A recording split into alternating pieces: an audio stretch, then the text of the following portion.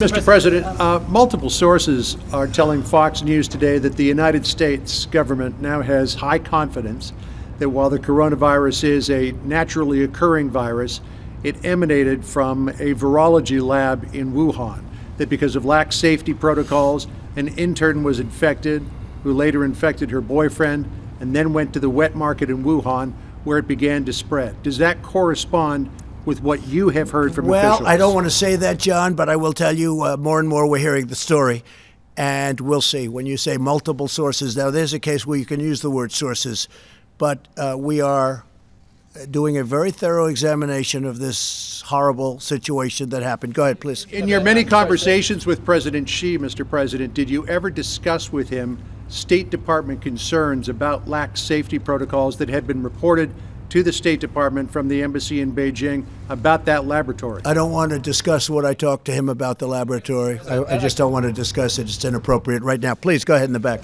Tim Alvia from Channel 9 Australia. There have been calls in our country for Prime Minister Scott Morrison to make funding for WHO conditional on reforms to the organisation. Wanted to get your thoughts on that and if you had any advice for Mr. Morrison. Look, I feel very badly about the World Health Organization, but it's been a tool of China. It's been, as I say, totally China-centric. You take a look at everything that's happened, they've been wrong. I was all for it at the beginning. What do I know? I walked in, I said, World Health Organization, isn't that wonderful? And then you start to see all the mistakes. They didn't want us to close our borders to China, to Wuhan. Specifically, they didn't want our borders closed. You take a look, Mike was there, we're all there, and they're criticizing me for closing the border. I did that very early. By the way, I did that very early while Nancy Pelosi was trying to have in San Francisco parties in Chinatown because she thought it would be great. She wanted to show that this thing doesn't exist. These are people, I'll tell you, we have some politicians on the other side that don't know what they're doing. If you look at timelines, you got to look at some timelines.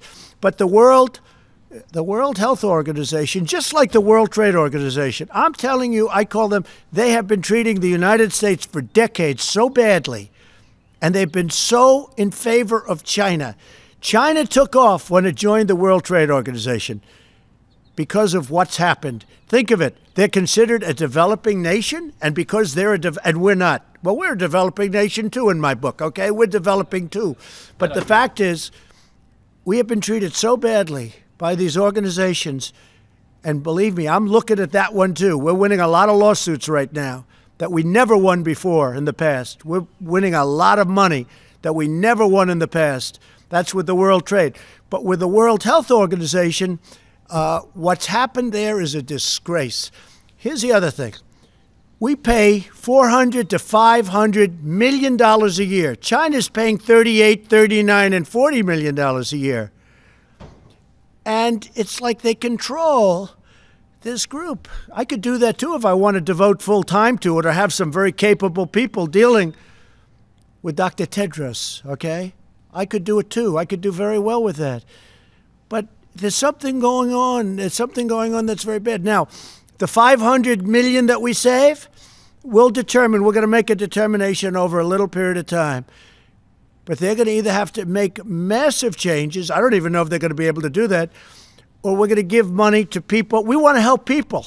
You know what we do in Africa with AIDS? People have no idea what we do and the money we spent. We were talking about it the other day, Doctor. We are spending billions of dollars to help people. In the case of one that Dr. Birx is very much involved in, AIDS, billions of dollars.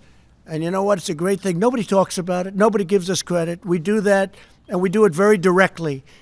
But we're spending billions of dollars to help people live, and all over the world.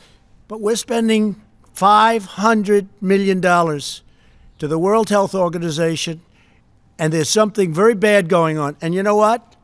I've gotten very much involved. It's been going on for a long period of time, and we don't want to be the suckers anymore.